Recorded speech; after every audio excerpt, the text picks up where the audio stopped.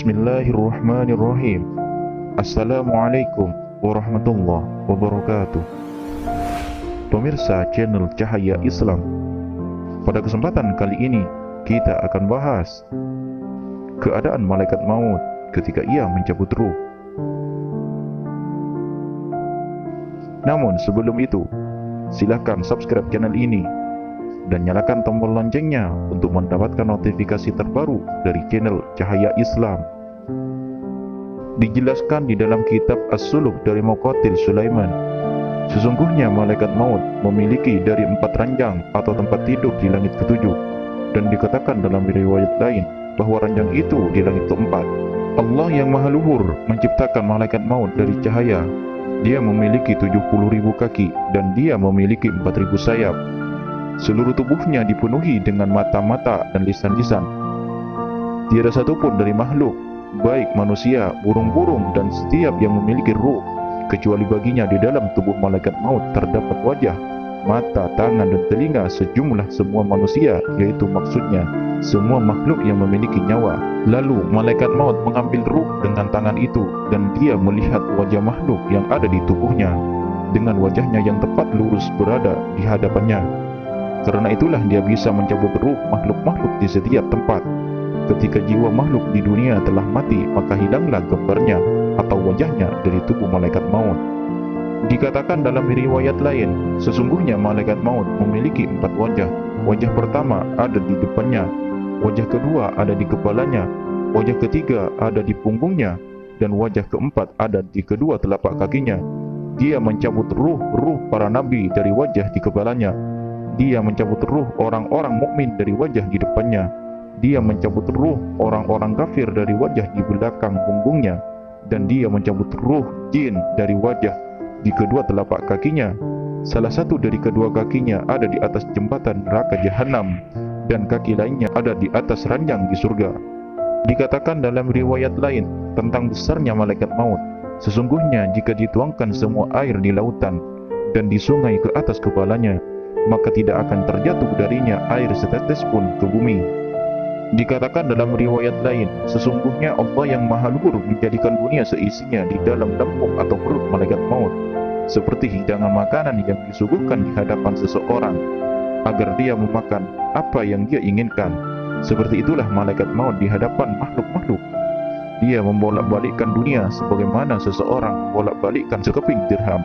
Dikatakan dalam riwayat lain, malaikat maut tidak akan turun kecuali kepada para nabi dan rasul. Malaikat maut memiliki pengganti dalam mencabut ruh binatang buas dan binatang ternak.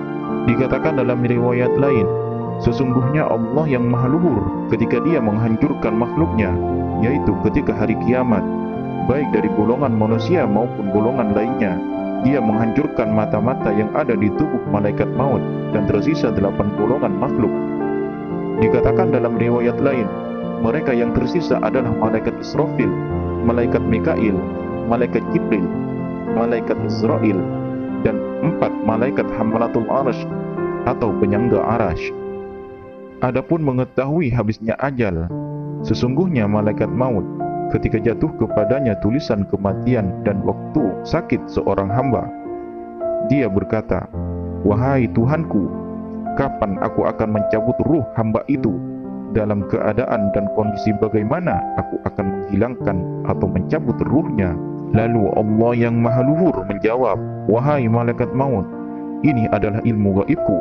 Tidak ada seorang pun yang mengetahuinya selain aku. Tetapi aku akan memberitahumu waktu datangnya, dan aku akan menjadikan bagimu tanda-tanda yang mana kamu bisa berpegang pada tanda-tanda itu.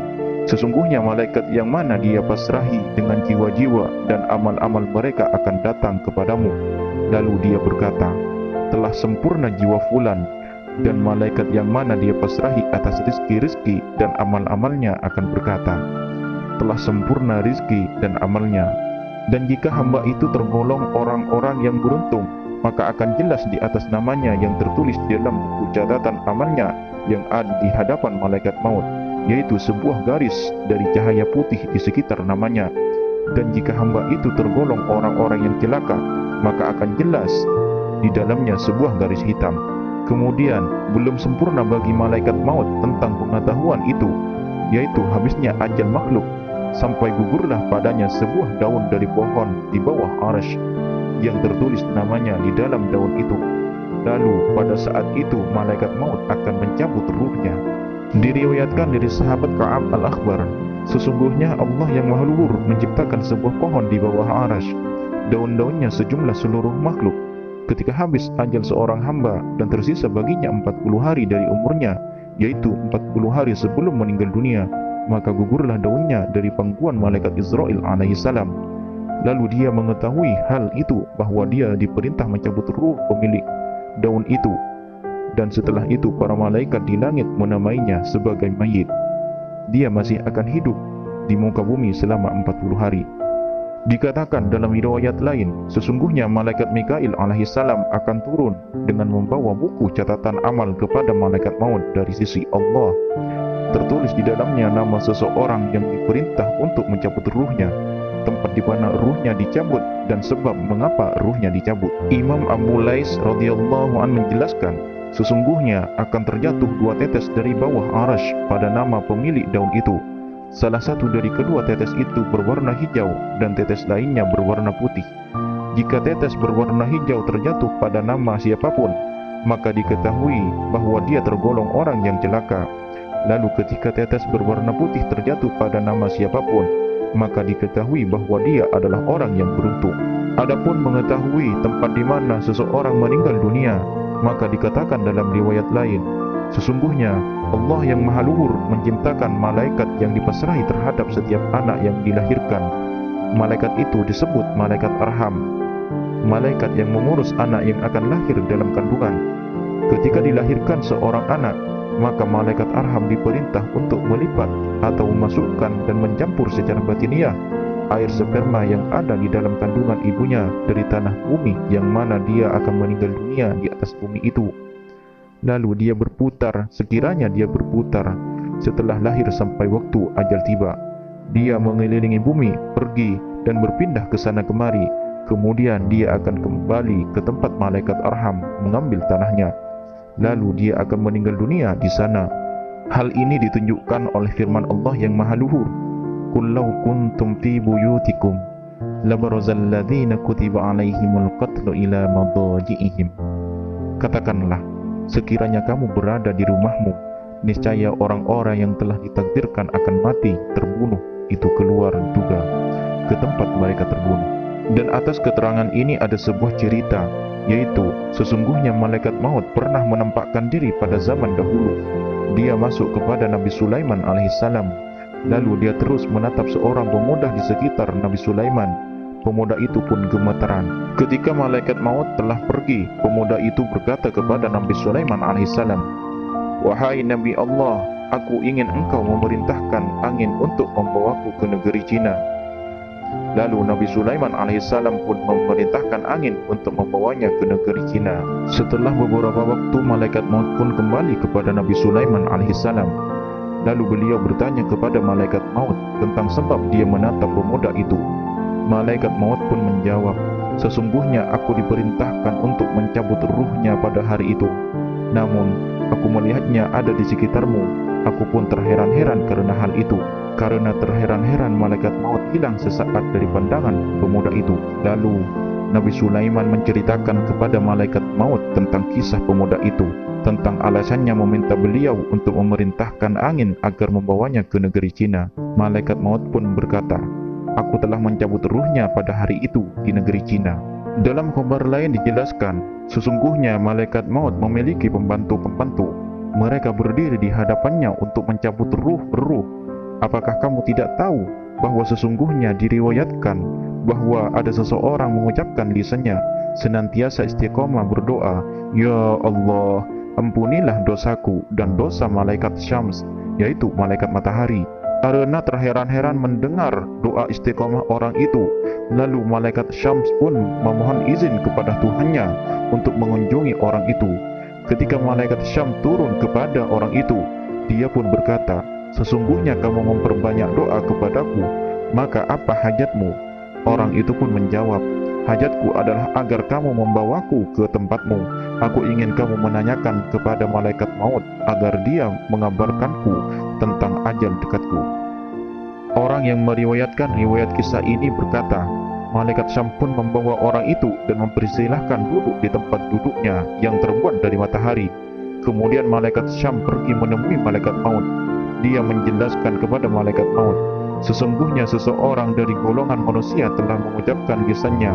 Dia berdoa setiap kali solat, ya Allah, ampunilah dosaku dan dosa malaikat Syams, yaitu malaikat matahari.